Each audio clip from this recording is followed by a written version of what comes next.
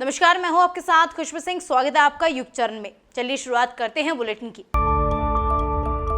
G20 summit के लिए भारत आए कनाडा के प्रधानमंत्री जस्टिन ट्रूडो 2 दिन दिल्ली में फंसे रहने के बाद आज दोपहर अपने देश रवाना हो गए। उन्हें समिट खत्म होने के बाद रविवार रात को कनाडा जाना था। हालांकि प्लेन में तकनीकी खराबी आने की वजह से उनका प्लेन टेक ऑफ नहीं कर पाया। 36 घंटे बाद उनके प्लेन को ठीक कर लिया गया। रविवार को प्लेन खराब होने के बाद जस्टिन ट्रूडो को ले जाने के लिए सोमवार रात को एयरबस का प्लेन कनाडा से बुलाया गया। वो अभी भी एक डाइवर्शन के चलते समय पर नहीं पहुंच पाए हैं। रिपोर्ट्स के मुताबिक रॉयल कनाडा एयरफोर्स का प्लेन CC-150 पोलरिस नई दिल्ली के लिए रवाना हुआ। हालांकि उसे लंदन से डाइवर्ट कर दिया गया, जबकि प्लेन को रोम से होते हुए भारत आना था। इसे डाइवर्ट क्यों किया गया, इसकी वजह अभी तक नहीं बताई गई है। ट्रूडो जिस एयरक्राफ्ट का इस्तेमाल करते हैं वो 36 साल पुराना है। इसमें पहले भी तकनीकी समस्याएं आ गई हैं। अक्टूबर 2016 में ट्रूडो के एयरक्राफ्ट ने बेल्जियम के लिए उड़ान भरी थी। तकनीकी खराबी की वजह से उसे बीच में ही वापस लौटना पड़ा था।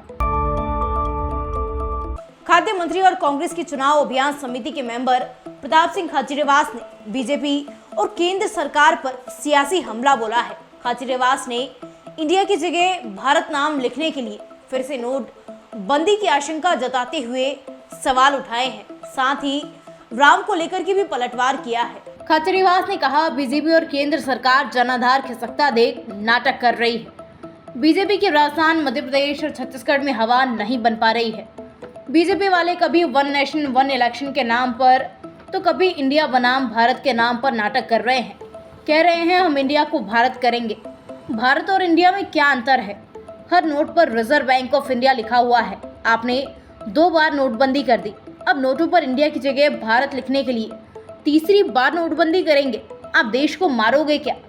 लोग पहले ही नोटबंदी से ही नहीं उभरे हैं, अब आप भारत लिखने के लिए फिर नोट बंद करोगे। खाचरियावास ने कहा, राम किसी का बुरा नहीं करते। भगवान राम रोटी रोजी और रोजगार की बात करते थे। राम कहते थे कि मेरे राज्य में कोई भूखा नहीं सोना चाहिए।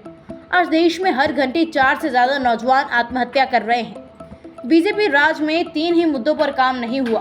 बीजेपी को इस पर जवाब देना चाहिए। बीजेपी सरकार ने 200 रुपए सिलेंडर के दाम कम कर दिए। क्योंकि वोटों का डर था। वोटों से डर कर आप सिलेंडर में 200 रुपए कम कर रहे हो। क्योंकि राजस्थान में 500 के सिलेंडर से आप डर गए। कांग्रेस की पॉलिसी और पॉपुलैरिटी से बीजेपी वाले डर गए हैं। राजधानी जयपुर में कचरा, ट्रैफिक जाम, अतिक्रमण सहित अन्य पब्लिक सुविधाओं को लेकर के सरकार ने हाईकोर्ट में एक्शन प्लान पेश किया। इसमें सरकार ने इन सभी को लेकर किए जा रहे कामों की जानकारी दी। साथ ही आगे इस संबंध में किए जाने वाले काम का ब्यौरा भी एक्शन प्लान के जरिए कोर्ट में रखा। जस्टिस MM श्रीवास्तव की खंडपीठ ने सरकार के जवाब को रिकॉर्ड पर लेते हुए सुनवाई 2 सप्ताह के लिए टाल दी।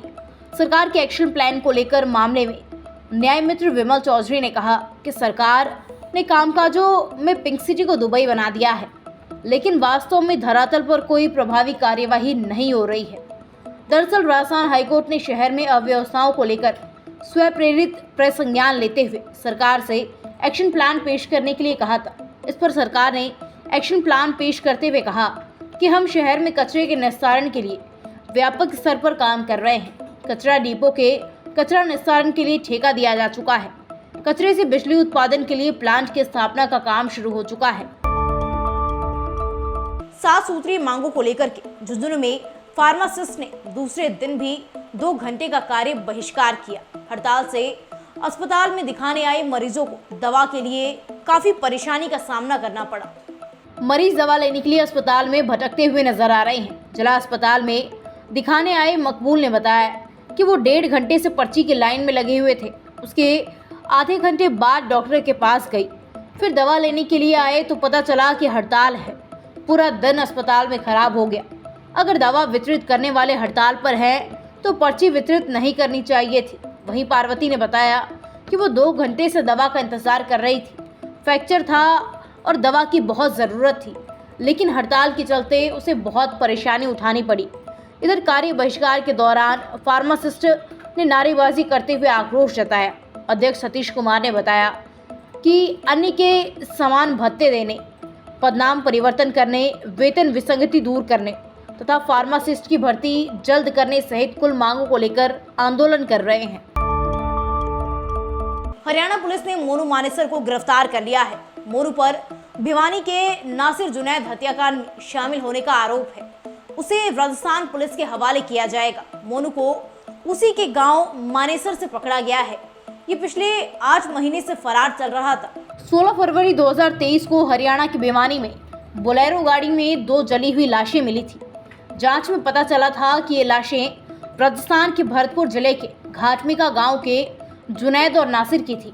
हरियाणा के कई गौ रक्षकों पर उन्हें जिंदा जलाने का आरोप लगाया। इनमें सबसे चर्चित नाम मोनू मानेसर और मोहित यादव का था।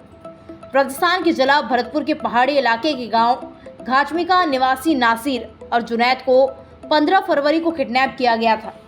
अगले दिन हरियाणा के भिवानी में बोलेरो में दोनों के कंकाल बरामद हुए।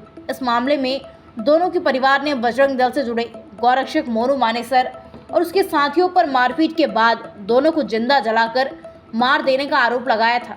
इसके बाद भरतपुर थाना पुलिस ने मोनू मानेसर सहित अन्य लोगों पर विभिन्न धाराओं में केस दर्ज कर लिया। पुलिस इस केस में फरार 8 आरोपियों की फोटो भी जारी कर चुकी है। ऐसी तमाम खबरें देखने के लिए सब्सक्राइब कीजिए हमारे चैनल को और यूं ही देखते रहिए युग चैनल।